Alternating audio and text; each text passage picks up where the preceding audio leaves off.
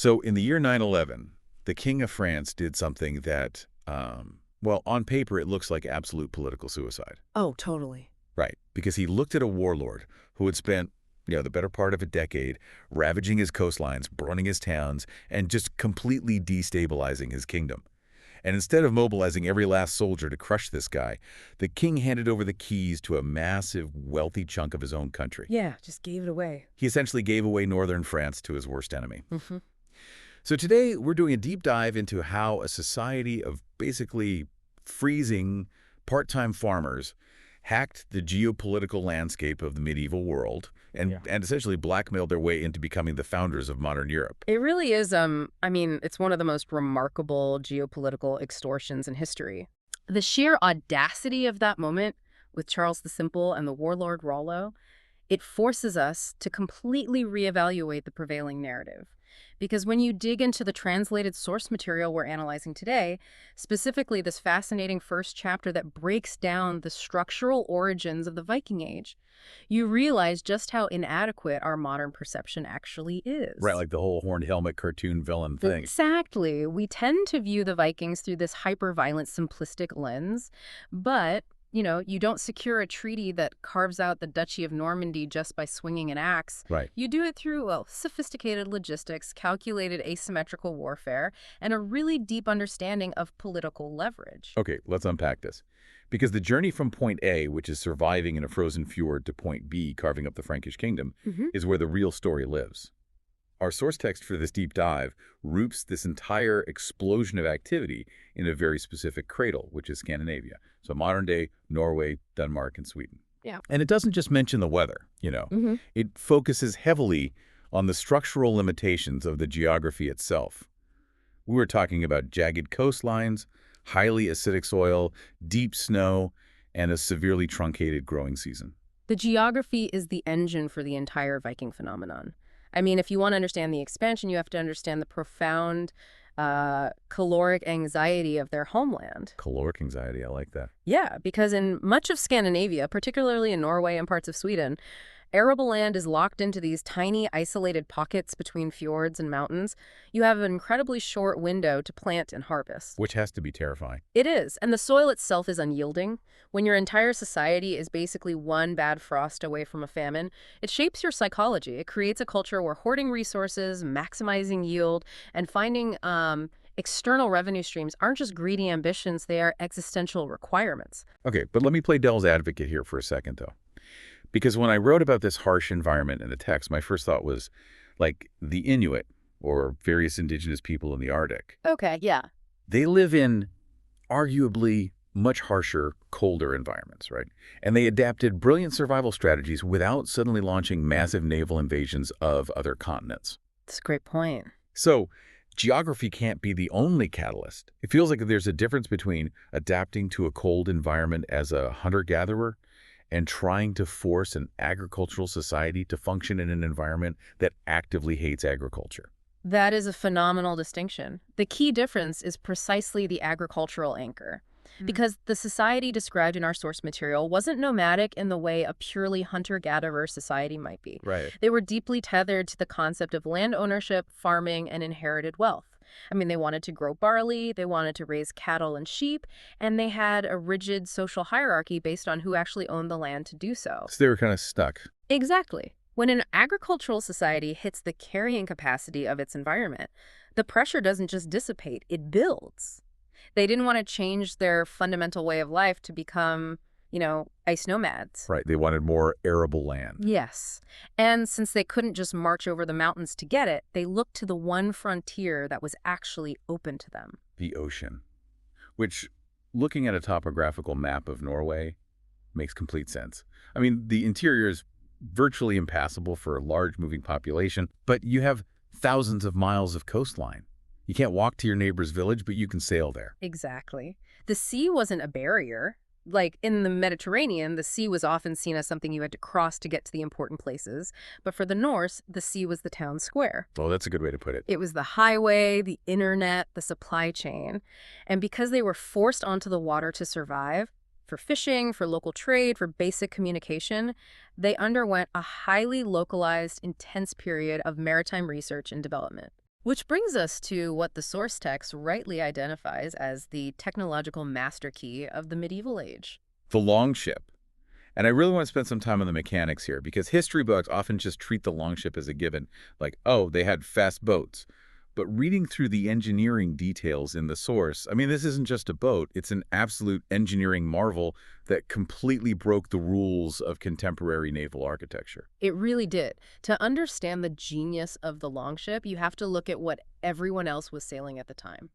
Most of Christian Europe and the Mediterranean powers were using variations of Carvel-built ships. Okay, break that down for me. So these are ships where the wooden planks of the hull are laid edge to edge, and they're heavily framed on the inside, creating a deep, rigid, heavy vessel. They need a deep keel to stay stable in the water, which means they need deep water ports. They basically crash through the waves. Which is fine if you're a Byzantine merchant hauling massive cargo across the Mediterranean, I guess. But it severely limits where you can actually go. You can't take a heavy, rigid ship up a shallow river. You'd run aground instantly. Precisely. And this is where the Norse innovation of clinker construction completely changes the game. Instead of edge-to-edge planks, clinker-built ships use overlapping oak planks, riveted together with iron. But the real secret isn't just the overlap, it's the lack of massive, rigid internal framing. They actually lash the hull to the frames with spruce roots. Wait, explain that mechanism to me. Because logically, if you're sailing into the violent, freezing waves of the North Sea, you would want your ship to be as rigid and impenetrable as a tank. Lashing planks with roots sounds like you're building a giant basket. It does sound completely counterintuitive, I know, but it's the exact same principle as building a skyscraper to sway in an earthquake. Oh, I see. A rigid structure shatters under immense dynamic pressure. A flexible structure absorbs it.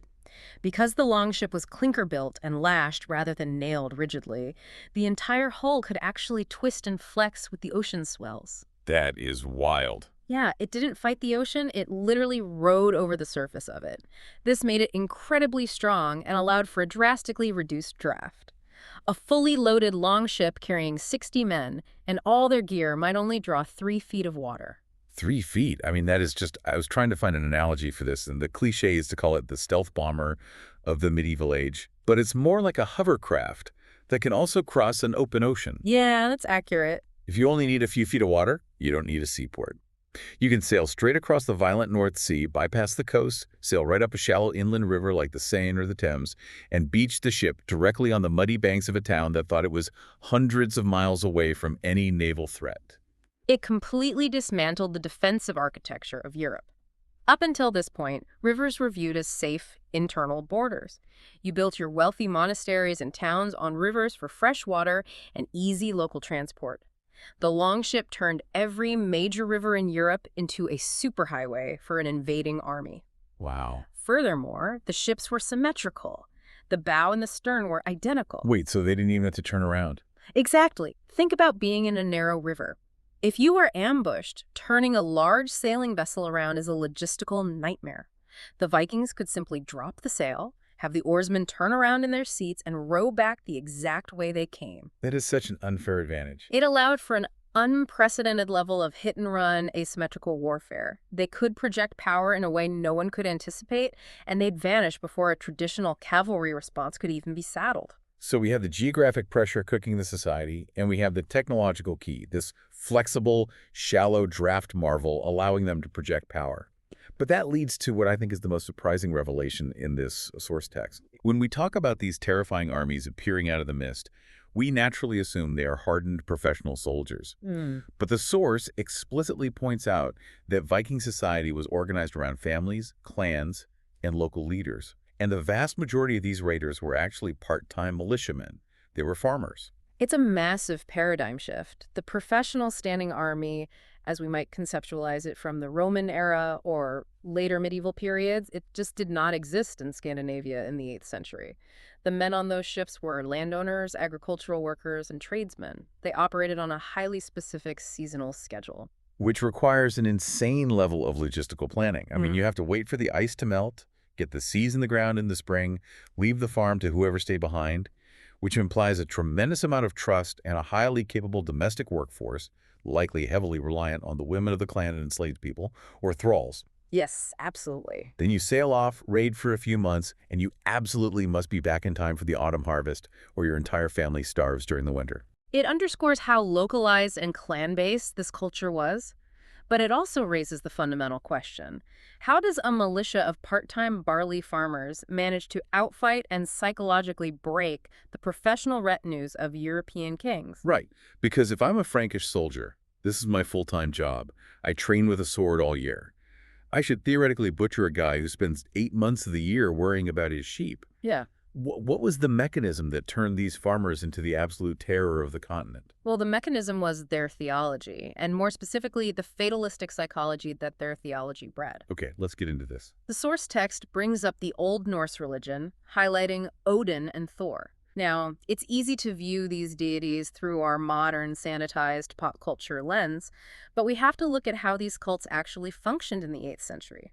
Thor was the god of the common man, the farmer. He controlled the weather, the storms, the fertility of the crops. He was the guy you prayed to when you wanted your farm to survive. Exactly. But Odin was something entirely different. Odin was the god of the aristocracy, of the chieftain, of wisdom, but most importantly, of frenzy and war. And the theology surrounding Odin introduced a concept that weaponized the Norse psyche, which is Valhalla. Let's really dig into the mechanics of Valhalla, because it wasn't just like heaven for people who like to fight. It was a highly specific, highly conditional recruitment process, right? Yes. The belief is that Odin was constantly preparing for Ragnarok, the end of the world, where the gods themselves were destined to die fighting the forces of chaos. Cheerful. Right. So Odin needed an army for this final doomed battle. He sent his Valkyries to the battlefields of the mortal world to harvest the souls of the absolute bravest warriors who died in combat. If you died peacefully in your bed of old age, you went to a bleak, gray underworld. But if you died violently, bravely, with a weapon in your hand, you were chosen for Valhalla. I try to put myself in the shoes of a local Anglo-Saxon militiaman facing that down. You know, you're standing in a shield wall. You're fighting because your local lord drafted you, and your primary goal is to just survive the afternoon so you can go home to your family. Right. And you are looking across the field at an opponent who deeply, structurally believes that dying violently right here, right now, is a literal promotion. It is the absolute best-case scenario for his eternal soul. How do you fight an enemy who doesn't fear death, but actually views it as a religious victory? You are fighting someone who has removed the primary psychological lever of warfare, which is self-preservation. And this ties into the broader Norse concept of fatalism.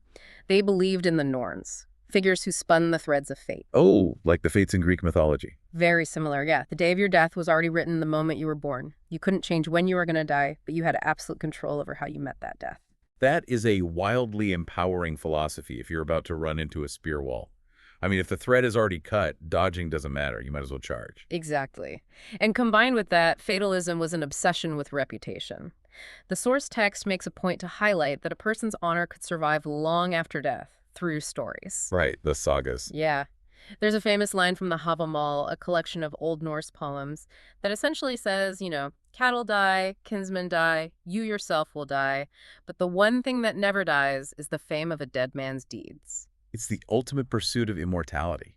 It's not just about getting drafted into Odin's army. It's about ensuring that your great-grandchildren are sitting around the hearth 50 years from now, telling the story of how you held a bridge against 20 men. So when you take a population squeezed by their geography, give them a technological marvel that grants them unparalleled mobility, and arm them with a theology that rewards violent death and immortalizes bravery, well, you have manufactured the perfect storm. Which brings us to the tipping point, that timeline.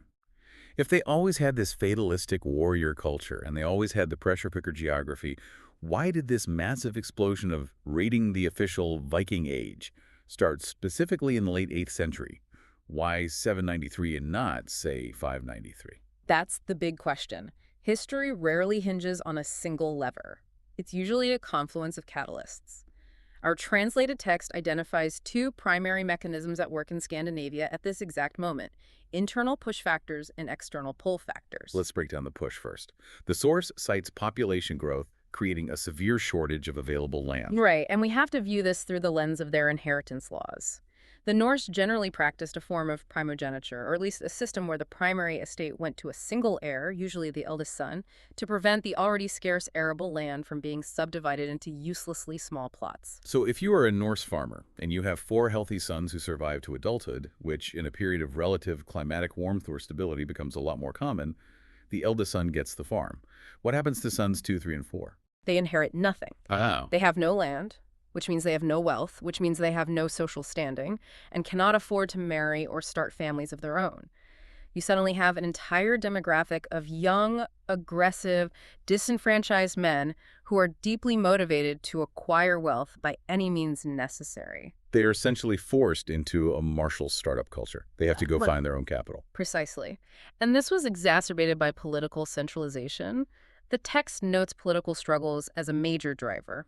In the late 8th and early 9th centuries, certain powerful chieftains in Scandinavia started consolidating power, slowly inching toward creating actual kingdoms. Okay, I see where this is going. Right. If you are a minor local warlord and a bigger king just violently absorbed your territory, you basically have 2 choices. Submit and become a lesser vassal, or pack your retainers onto a longship and go find a new kingdom. So you have a massive pool of landless young men and a class of ambitious, displaced aristocratic leaders.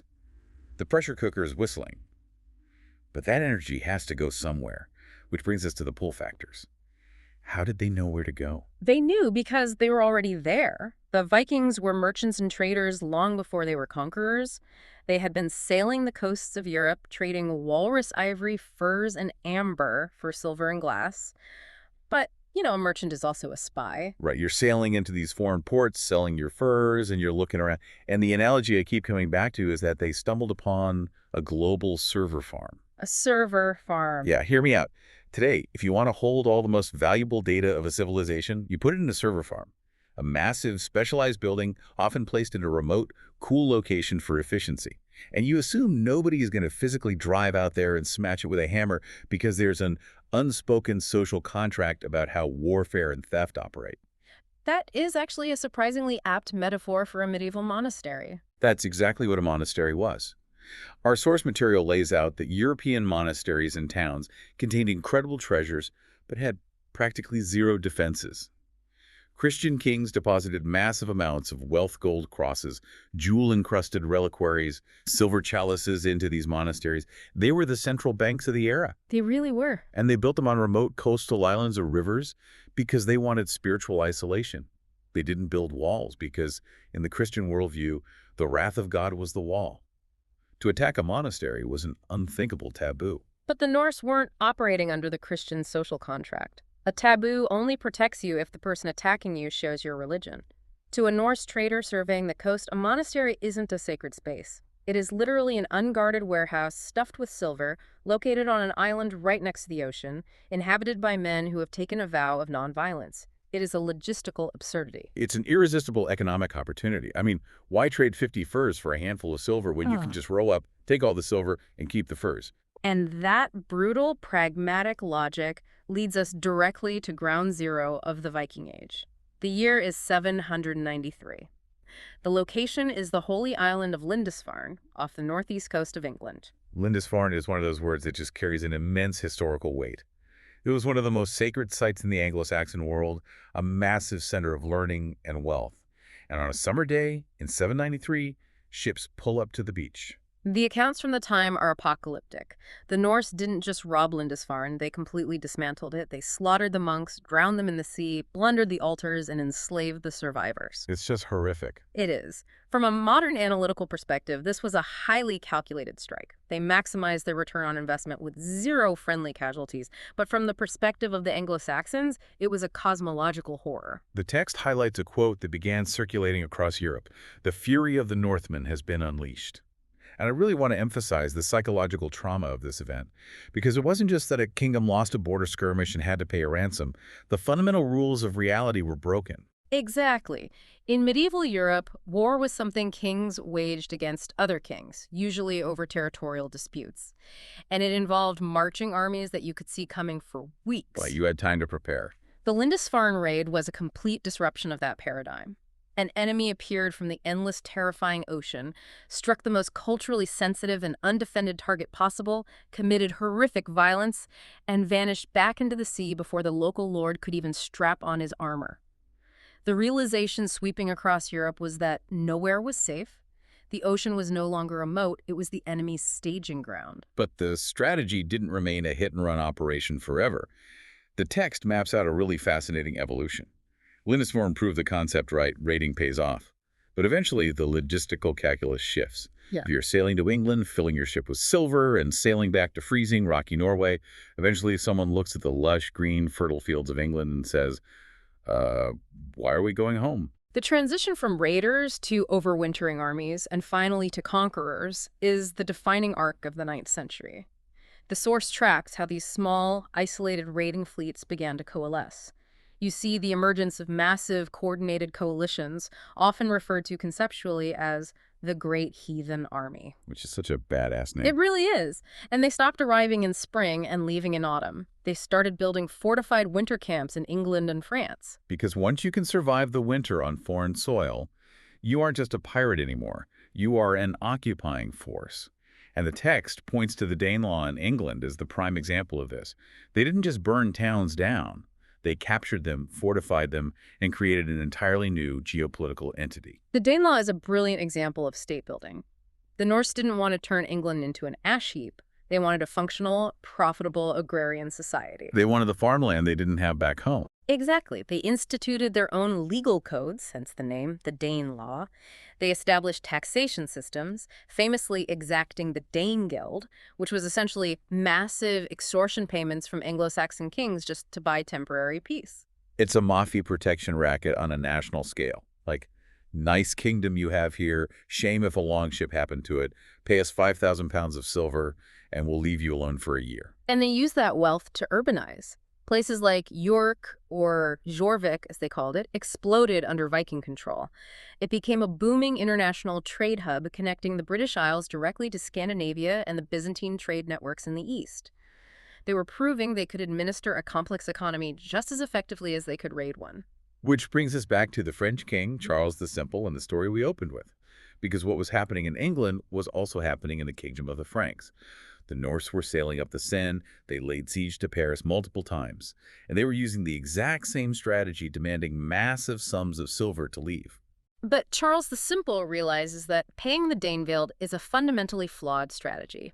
It's an economic bleed that guarantees the Vikings will come back next year, because you've just proven you're a reliable ATM. Exactly. Furthermore, the Frankish military, which was heavily reliant on heavy cavalry, was completely ill-equipped to chase highly mobile Viking fleets up and down the river systems. So he pivots to diplomacy. And this reminds me heavily of the late Roman Empire. When the Romans couldn't defeat the Visigoths or other Germanic tribes militarily, they essentially put them on the payroll. They gave them land in exchange for military service. Charles looks at Rollo, this incredibly successful, terrifying Viking warlord who has been operating in northern France, and makes the ultimate gamble. The Treaty of Saint-Clair-sur-Epte in 911. Charles grants Rollo vast tracts of land at the mouth of the Seine. This is not a surrender. It is a highly sophisticated, if desperate, strategic maneuver. By giving Rollo this land, Charles accomplishes several things simultaneously. Right. First, he stops Rollo from attacking Paris. Yes. Second, he forces Rollo to swear fealty, nominally bringing this rogue army into the Frankish feudal system. Rollo is actually baptized as a Christian, which is a massive symbolic victory for the Franks. But the real genius is the buffer zone. Precisely. To protect Paris from other Viking fleets coming up the Seine, Charles puts the biggest, meanest Viking he can find right at the mouth of the river. It takes a Viking to stop a Viking. It's brilliant. Rollo now has a vested interest in defending his new territory from other Norse raiders. He went from being the poacher to the gamekeeper. But let's pause and look at the sheer scale of what Rollo achieved here. This land grant becomes the Duchy of Normandy, literally the land of the Northmen. And the source text points out this incredible historical foreshadowing. The descendants of Rollo and his men don't just fade into the French peasantry. No, they become the Normans. Within a few generations, they adopt the French language, they adopt Frankish cavalry tactics, they become devout Christians, and they emerge as arguably the most dynamic, aggressive, and capable military and political force in Europe. These are the people who, in 1066 under William the Conqueror, will cross the Channel and completely conquer England. They will sail to the Mediterranean and conquer southern Italy and Sicily.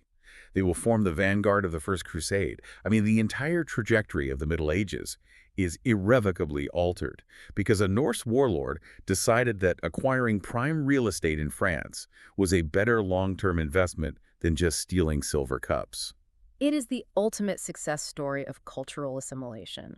The Vikings didn't just conquer, they adapted. They took the best military and administrative technologies of the people they conquered, fused it with their own inherent mobility and aggressiveness, and evolved into something entirely new. We're to such a fascinating transition from these chaotic, mythic warriors to sophisticated state builders. And speaking of myth, we cannot talk about the Viking Age without talking about the outsized personalities that drove it. The source text brings up a figure who has become synonymous with this era, largely thanks to modern pop culture, which is Ragnar Lothbrok. The inclusion of Ragnar in this text is a brilliant historiographical exercise. The source is very careful to note that his actual, literal existence as a single historical human being is hotly debated by scholars. Right. There are accounts of a Reg Harris attacking Paris and various sagas detailing his exploits, fighting dragons, being thrown into a pit of snakes, but trying to pin him down in the archaeological record is like trying to nail jelly to a wall. Yeah, good luck with that. He's likely an amalgamation of several different chieftains, combined with centuries of poetic embellishment. But the text argues something profound here. It argues that his literal historicity almost doesn't matter. It raises the concept of hyperreality in history. The idea of Ragnar Lothbrok became a sociological engine in a culture that we already established was obsessed with reputation, fatalism, and the immortality of one's deeds. The stories of Ragnar became the gold standard. The myth became a tool. If you are a restless second son in Norway in the year 850, and you are sitting around a fire listening to a skald, a poet, recite the saga of Ragnar, a man who supposedly rose from nothing to become a king, who sailed across the sea and brought the mightiest empires to their knees, you don't care if a monk in a scriptorium can verify the dates. You care about the standard it sets. The myth creates reality because it dictates the behavior of the next generation. The great heathen army that invaded England in 865 was supposedly led by the sons of Ragnar. Whether they were his biological children or simply ambitious warlords who adopted his legendary brand to legitimize their coalition is almost irrelevant. Right, it's about the brand. Exactly. The myth of Ragnar provided the unifying psychological framework that allowed them to assemble the largest Viking force in history. He is the archetype. He represents the ultimate realization of everything their society valued. Courage, cunning upward mobility through violence, and a complete disregard for the established order. Exactly.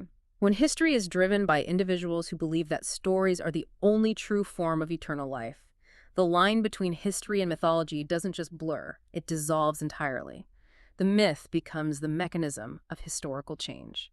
So, if we look back at the scope of what we've covered today based on this incredibly dense source chapter, we've taken the caricature of the mindless, horned helmet berserker and completely dismantled it.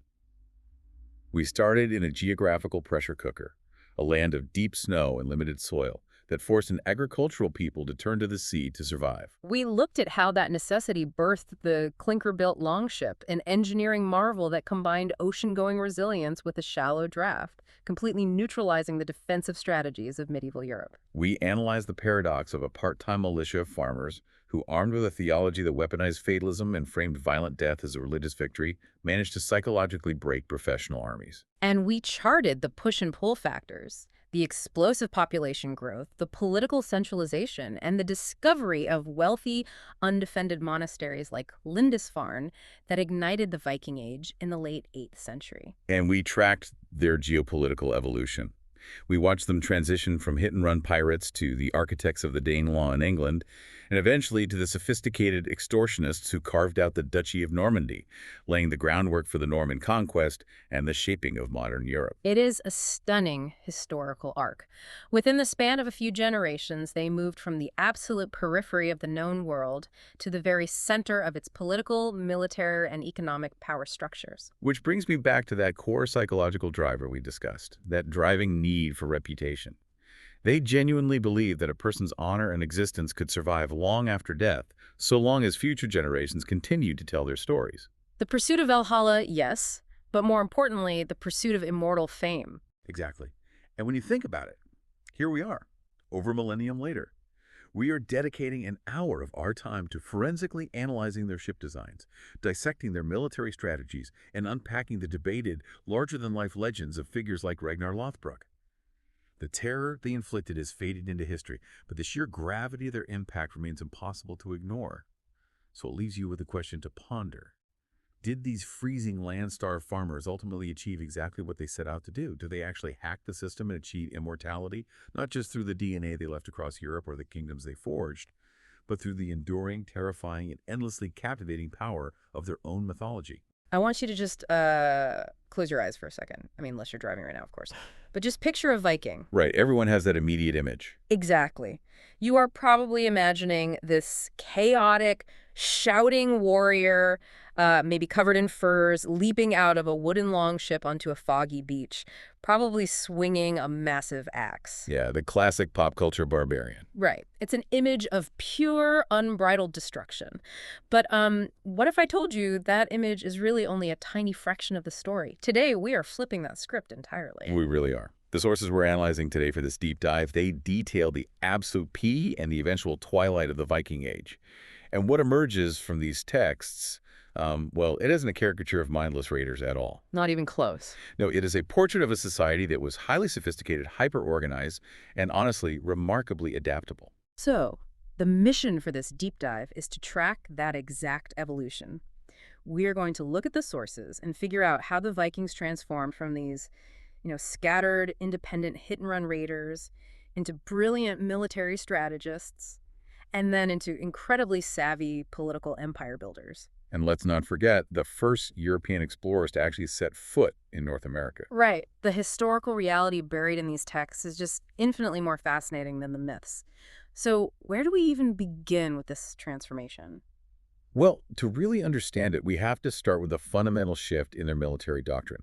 If you look at the late 8th century, Viking raids were basically strictly smash-and-grab operations. Like highly localized attacks? Exactly. They would show up at an undefended coastal monastery, steal the wealth, capture some hostages, and sail away long before any local military force could even mobilize to stop them. Speed was everything. Okay, let's unpack this, because the sources show a massive pivot happening in the late 9th century.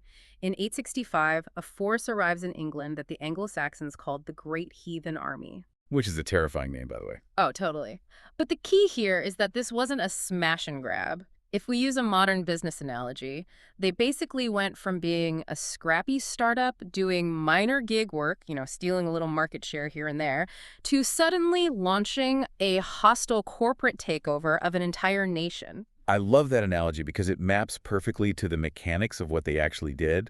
I mean, in a hostile corporate takeover, you don't burn the company to the ground, right? Right, you want the profits. Exactly. Yeah. You fire the CEO, you keep the middle management in place to keep the machinery running, and you siphon off the revenue streams. And that is exactly what the Great Heathen Army did in England. So they didn't just come to steal and leave. No, they came to conquer, to occupy, and to tax. They systematically steamrolled through the Anglo-Saxon kingdoms, capturing major cities and replacing local kings with puppet rulers who just answered directly to them. And the wild thing is, it worked. It worked across almost the entire country until they hit the southern kingdom of Wessex. Ah, Wessex. Right, which was ruled by a young king named Alfred, the guy history remembers as Alfred the Great. And the sources detail how Alfred suffered these just devastating defeats early on. I mean, the Vikings pushed so deep into Wessex that Alfred was literally forced into hiding in a swamp. Yeah, the marshes of Athelney. Exactly. He's just sitting in a swamp trying to keep his remaining forces together. It looked like the end. It really did. Yeah. But what's fascinating here is that Alfred realized, Fighting the Vikings on their terms was just a fatal mistake. Meeting them in open field battles played right into their main strength. Which was mobility. Yes. The Vikings were aggressive, highly experienced, and above all, they were fast. Alfred needed to completely neutralize that speed. And he did this by fundamentally restructuring the landscape of Wessex. He built this massive network of defensive fortifications called burhs. Wait, I'm confused here. I mean, if the Vikings' entire advantage is speed and mobility, why would a stationary fort even bother them? It's a great question. Because couldn't a highly mobile Viking army just run right past a walled town and keep pillaging the countryside? You would think so. But it comes down to the mechanics of medieval logistics.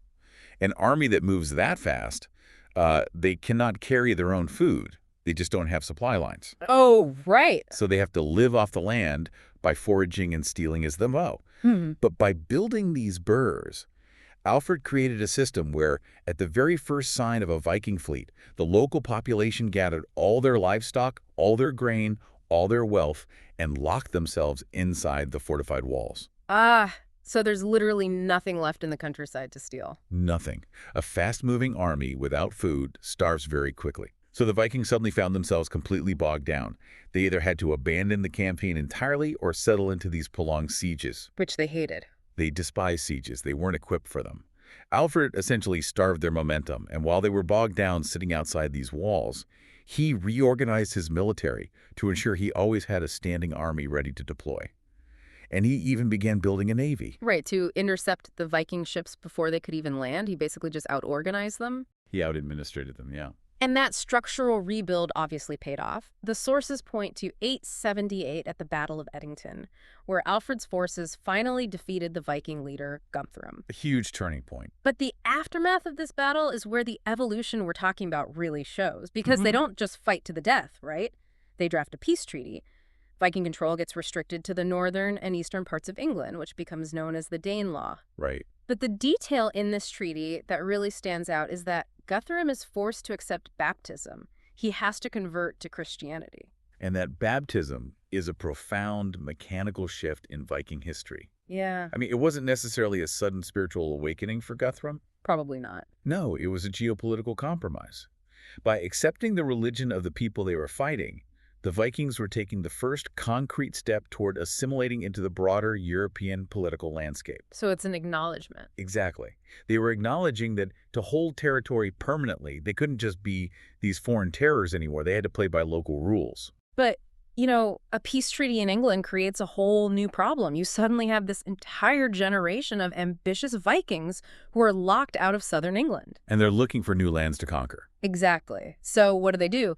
They turn their ships westward, right out into the open, completely uncharted ocean. Which is terrifying. Yeah. I mean, navigating the North Atlantic in open wooden longships required an incredibly sophisticated understanding of the natural world. They didn't have compasses. They didn't have modern charts. Right. They navigated by reading the environment. They understood the migration patterns of whales.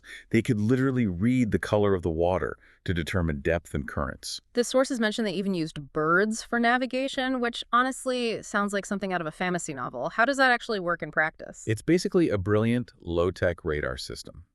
When they suspected land was near, they would release a raven from the ship. Now, ravens do not want to land on water.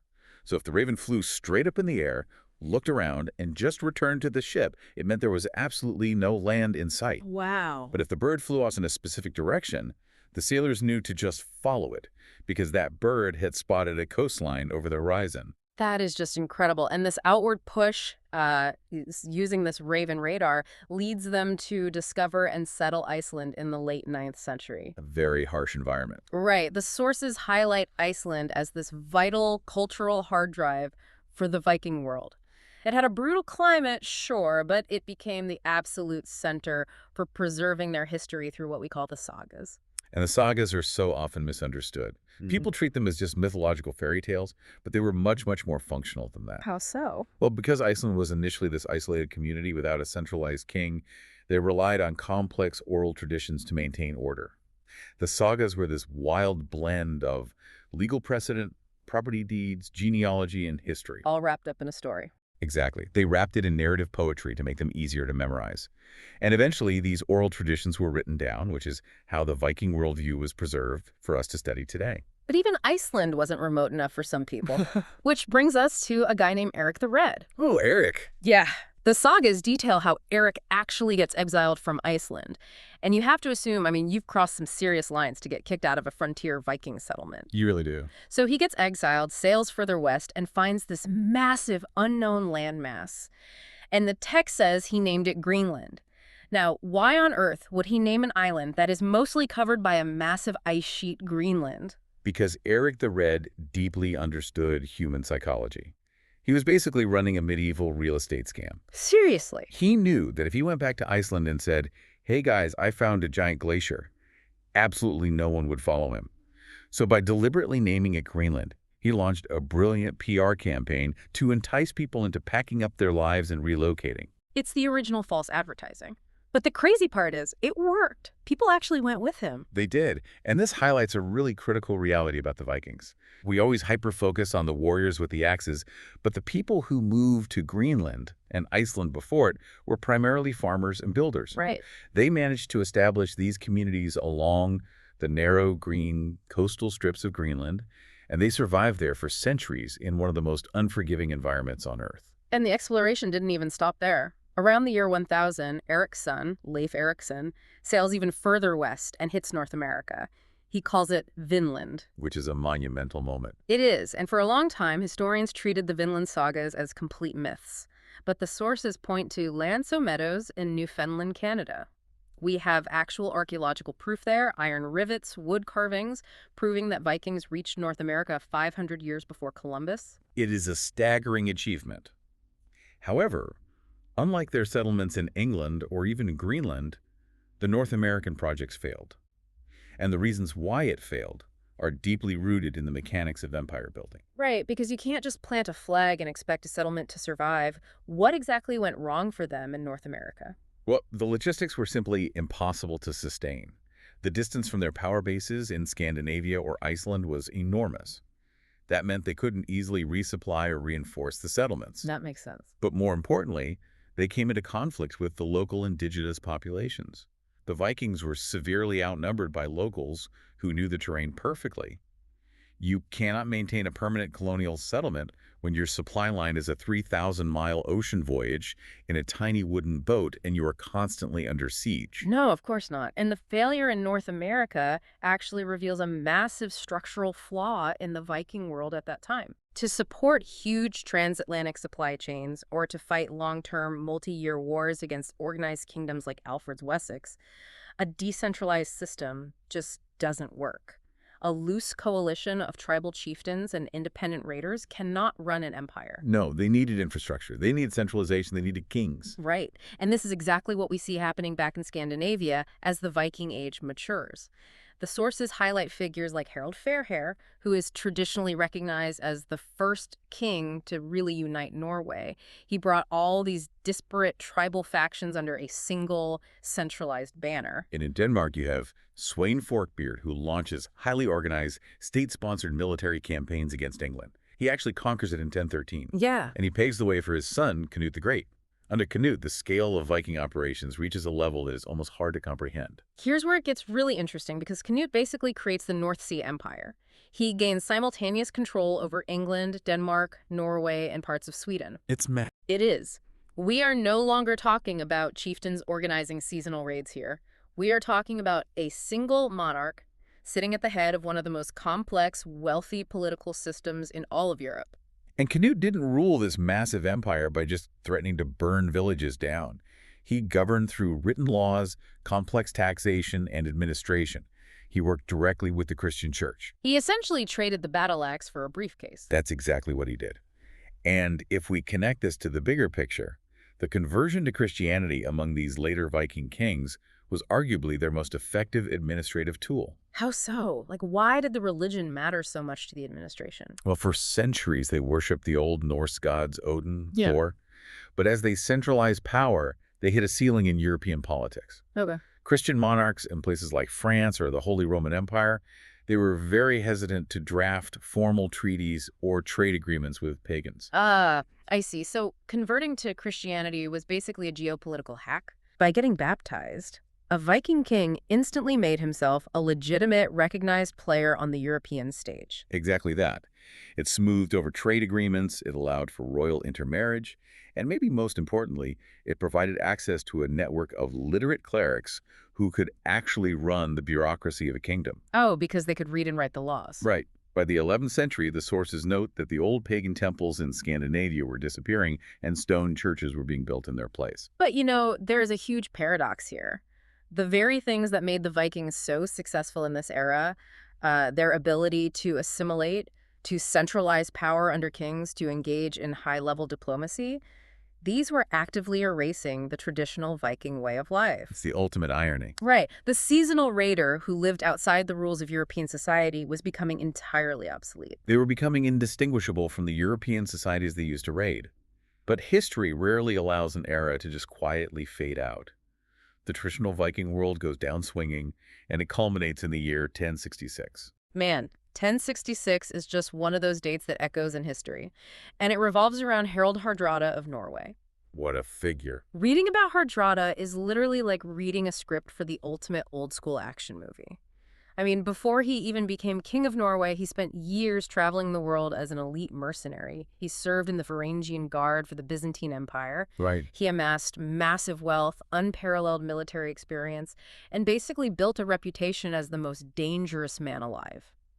Hardrada really represents the ghost of the old Viking warrior spirit. And in 1066, he decides to claim the throne of England. So he launches a massive invasion with hundreds of ships, thousands of these seasoned warriors. And initially, it plays out like a classic Viking triumph, right? As they utterly crush a northern English army at the Battle of Fulford. Hardrada likely assumes the war is already won and the North Sea Empire is about to be reborn. But then comes the Battle of Stamford Bridge. The English king, Harold Godwinson, knows Hardrada has landed in the north. So Godwinson takes his army and executes this forced march northward at a staggering speed. It's unbelievable how fast they moved. Right.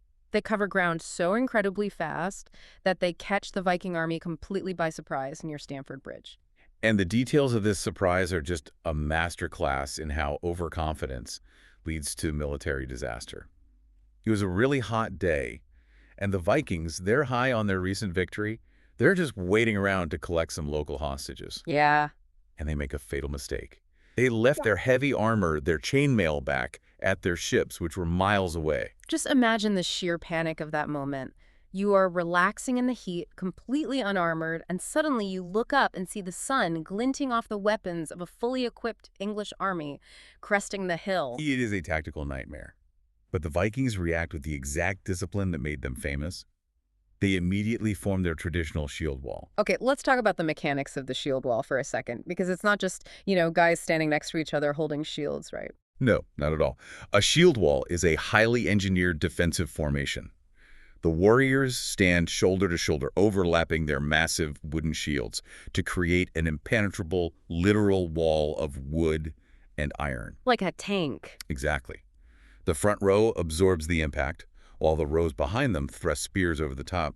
As long as the wall stays tight, it is incredibly difficult for an enemy to break through. And the sources even mention this legendary moment during the initial chaos where a single massive Viking warrior stood alone on the narrow bridge. Yes. He's just swinging a giant axe, holding off the entire English vanguard by himself just to buy his comrades time to form that shield wall on the opposite bank. It is a moment of sheer cinematic bravery.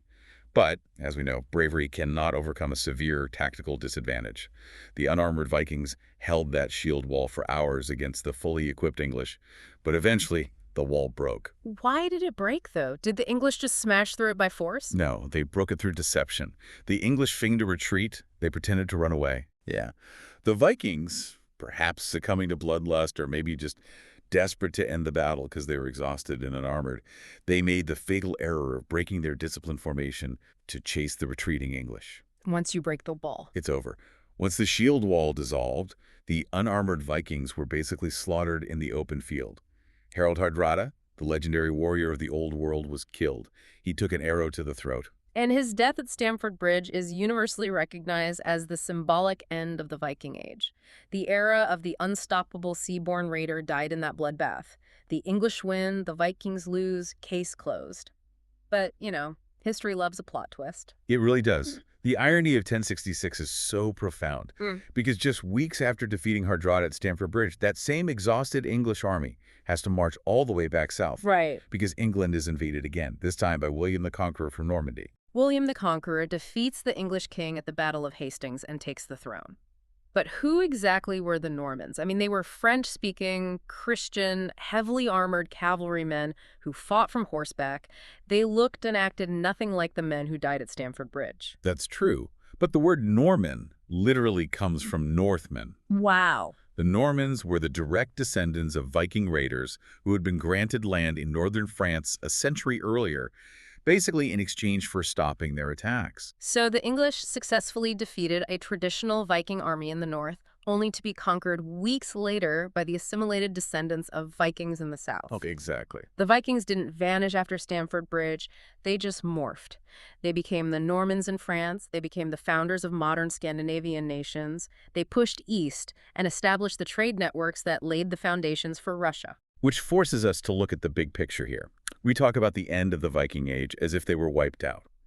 But when you look at how deeply they embedded themselves into the infrastructure of the continent through marriage, politics, trade, and adaptation, it completely challenges that narrative. So what does this all mean for you listening right now?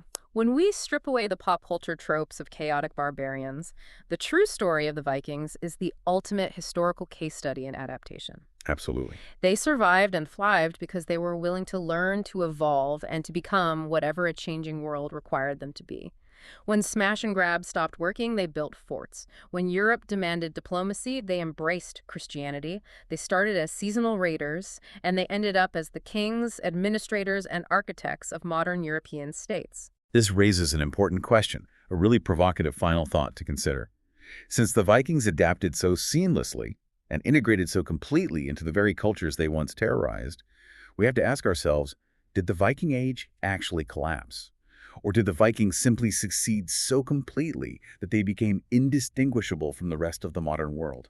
Man, it is wild to think about. That chaotic warrior leaping out of the longship didn't die out. He just learned how to build a city, write a law, and cross an ocean. And that is a legacy that outlasts any raid. We'll leave you to chew on that one. Until next time, keep digging deeper.